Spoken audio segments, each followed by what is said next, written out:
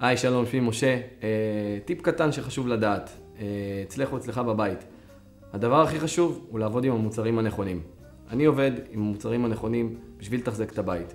יש מוצר שאיתו אני עובד ואני מאוד אוהב, שהוא בעצם מיועד לניקוי החלונות. מה הוא עושה ומה הבונוס שלו? שהוא בעצם על בסיס אלכוהול. בסיס אלכוהול מתאדה, משאיר לנו את החלונות מבריקים, בלי פסים, בלי מריחות. עוד דבר שאני אוהב זה המוצר שבעצם מיועד לניקוי המרצפות או הרצפה אצלכם בבית. שוב גם, הוא על בסיס אלכוהול, מה שהוא עושה בעצם מתאדה ולא משאיר לנו בעצם את הסימנים שאנחנו בדרך כלל רגילים לראות. כשאנחנו שוטפים את הרצפה, אז מה שקורה, תמיד יש את הסבון שתמיד נשאר על הקצוות, וזה בעצם מה שייתן לנו את הפתרון, שלא יראו כי זה בעצם על בסיס אלכוהול. המוצר האחרון שאני אדבר עליו, שאני מאוד אוהב אותו, שהוא בעצם חומר למסיר אבנית.